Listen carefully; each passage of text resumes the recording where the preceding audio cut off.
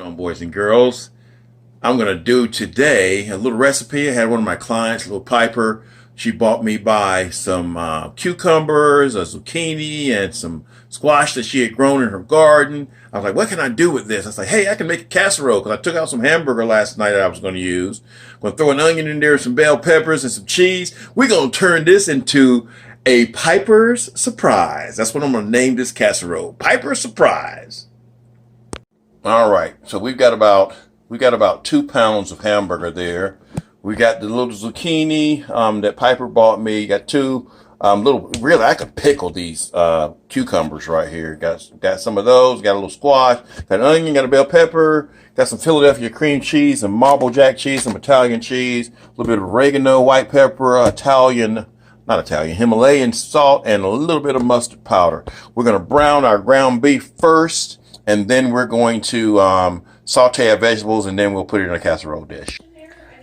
Alrighty, while your beef is browning, go ahead and cut up your zucchini and your cucumbers and your squash and your bell peppers.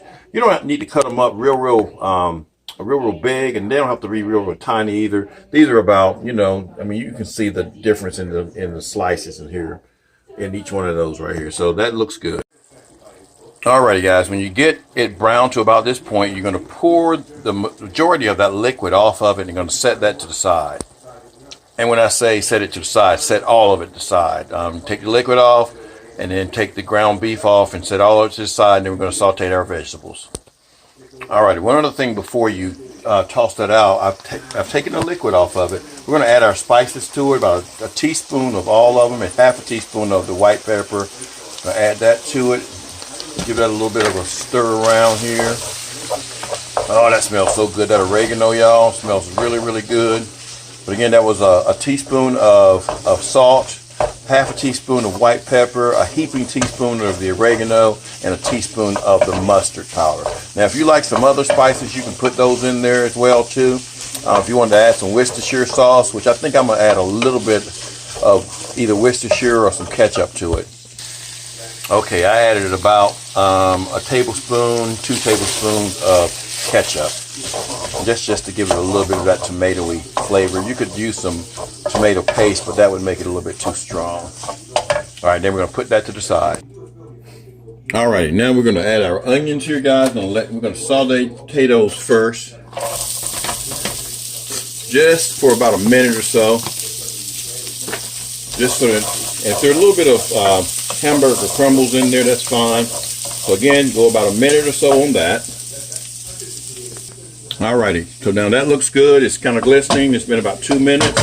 Now we're going to add our other vegetables here. If I can do this without dropping them. Please don't drop them. That would be really embarrassing. Okay, no embarrassment today. You know me now. I'll drop something in a heartbeat. So, and we're going to put that up there. Now we're going to add a lid to it this time, guys, because we want those to cook thoroughly. Give them a little bit of a mix. Now we don't want them to cook all the way through, but we do want them to be kind of softened, especially those zucchini. So again, we're gonna throw a lid on them, cook them for about in 5-minute increments, and see how they look. Alrighty, this has been about 10 minutes right here, guys. That's about the softness you want it. Now, if you want it a little bit softer, you can make it a little bit softer than that, but I'm going to turn the heat off here, and we're going to pour. There is some residual fluid down here at the bottom, so we're going to pour that off, and then we're going to add our hamburger back. Also make sure that I don't know if I said that or not, but make sure the heat is turned off. Alrighty, so now we're going to add our burger back to it, or our hamburger meat back to it. Our ground hamburger. We're going to give that a mix. All right, remember to give it a little bit of a taste, guys. I had to add just a tad bit of salt, maybe 1/8 of a teaspoon, just to kind of up that flavor up a little bit. Now we're going to add our cheese to it. All righty, I put about 2 cups, or 1.5 cups to 2 cups, half of the Italian cheese and then half of the marble jack cheese, and we're going to give that a mix. All right, don't forget about your cream cheese. You got to put some of that in there. Give it a little bit of a mix here. And it's already warm, so it should help. It should help to melt it somewhat. Get your casserole dish ready. We're going to put that in the casserole dish. Have your oven preheated to about 400 degrees, and you're just going to need to go in there for about 15 minutes or so, guys. All righty, give it a little spread out there in the casserole dish here. This is what, a 9 by 12 or so. And then you can sprinkle a little bit of cheese on top of it as well too, guys.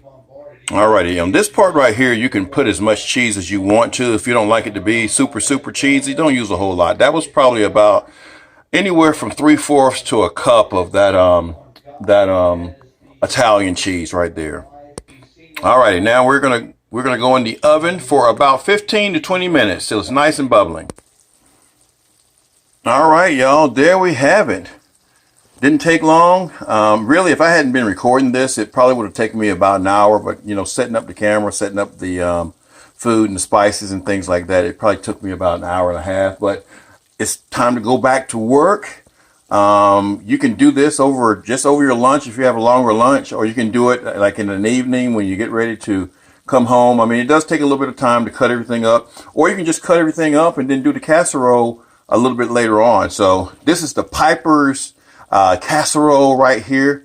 Naming it after the young lady that gave me the squash, the zucchinis, and the cucumbers. So thanks, Piper. Hey, you guys have a great day. Peace.